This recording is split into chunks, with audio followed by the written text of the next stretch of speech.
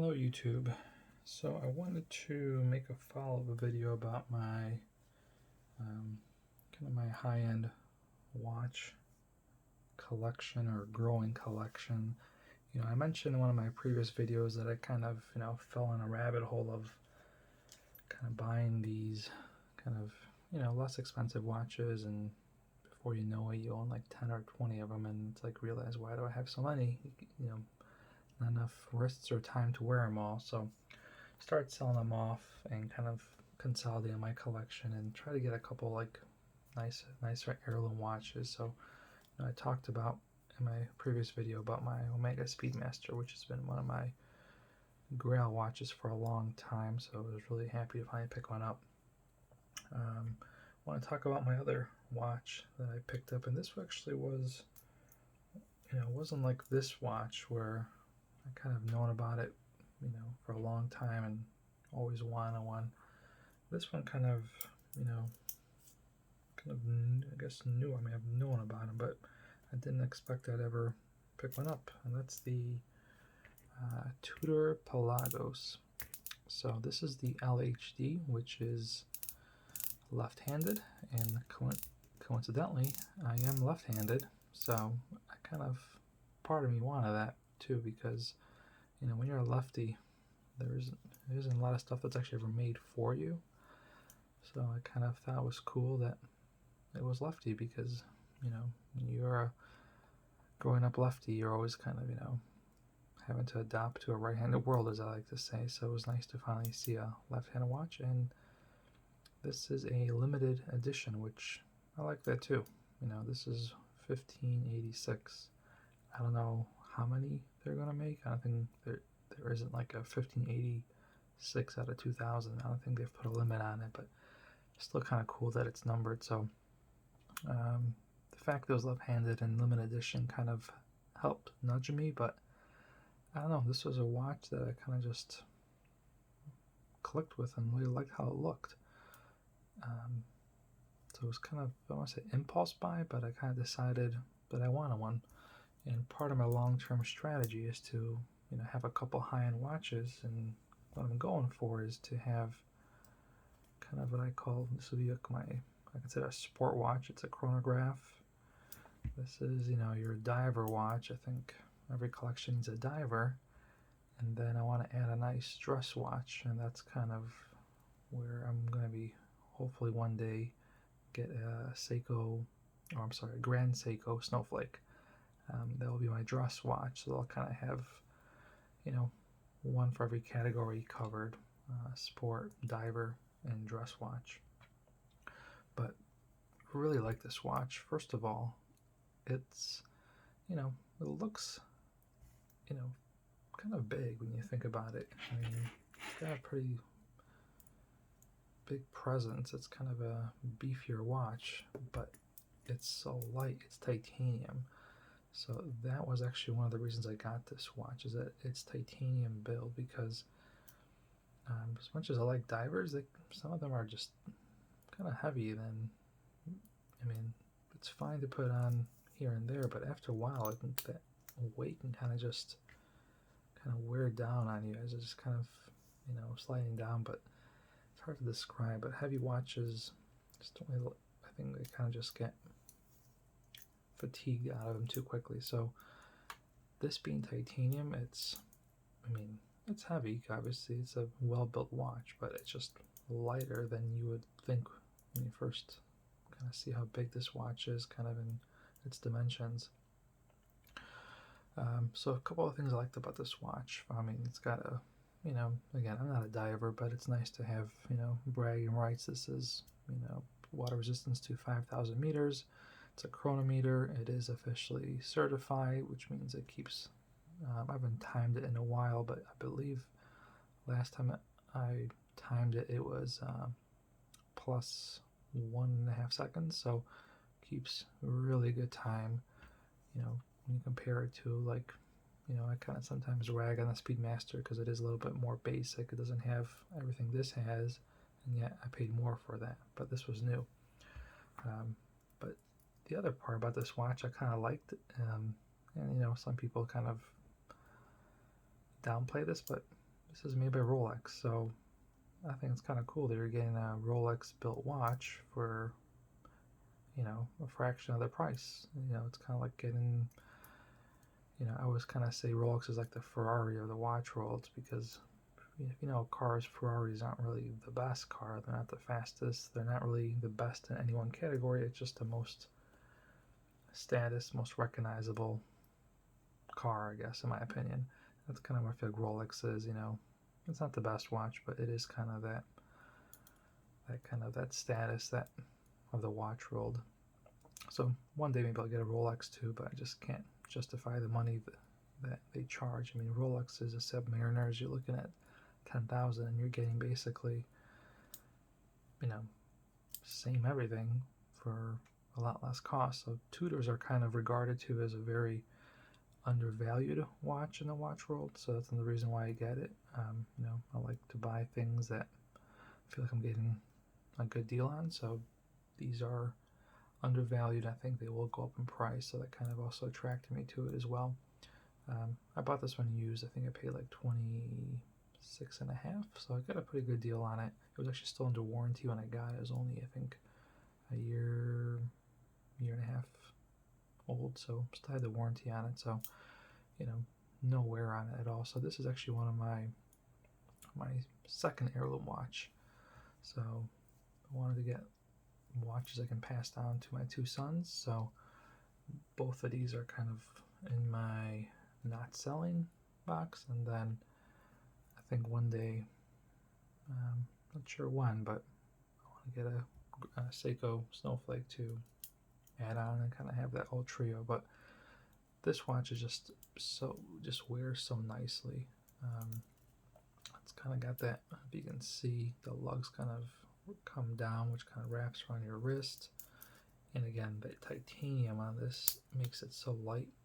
I mean, you feel it, but it doesn't feel heavy. It just feels like a, you know, I mean, I think this feels heavier, you know, so this doesn't, this is, I mean, granted, this is a leather strap, but I think if I were to put the stainless steel bracelet on the Speedmaster, they'd probably feel about the same weight.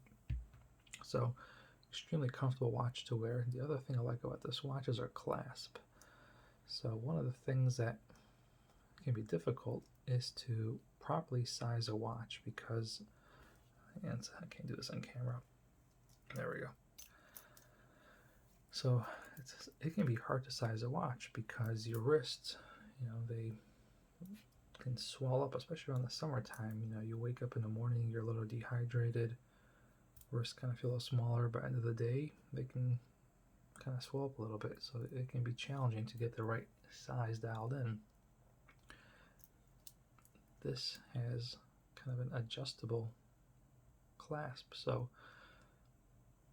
you can put it on a spring, so as your wrist expands, the spring kind of helps absorb some of that change in size.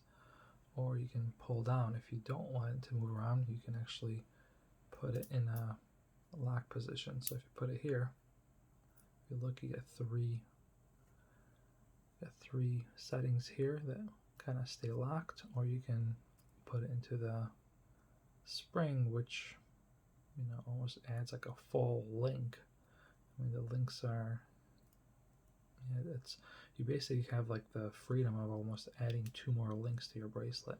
Obviously, this is made to go over a dive suit, so you can adjust it, but awesome feature. This makes this watch even more comfortable now, because you've got the nice tapered lugs, you got the ultralight titanium, you got the self-adjusting clasp. I mean, this watch is just super comfortable. I mean, for its size, it's just, I mean, it just, I can't say enough how comfortable this watch is to wear. It wears a lot smaller than it is. That's what it comes down to. So you get the kind of the presence and the look of a nicer, like a bigger watch, without the weight. Because sometimes I feel these little smaller watches a little, I don't want to say feminine, but I don't know. I think they're good for like the office because they don't get in the way, but I just kind of like a little bit of a bigger watch. But I've owned some big watches that I just got rid of because, you know, if you get, obviously any new watch you get, you're gonna love, but once that honeymoon period ends, then you start kind of feeling, you know, the drawbacks. The other part about this watch is the Lume. The Lume on this watch is awesome. The whole dial lights up. You know, let me see if I can actually show that. Let me grab something. Alright, let's turn off some lights here. Alright. Fortunately, I can't turn off all the lights because the light overhead is on a motion detector. But I think I can still get some Lume going here. I mean, look at that. Looks so cool. The whole dial lights up. Just here, let's do it. Since I have them all out, we can just do a quick Lume comparison.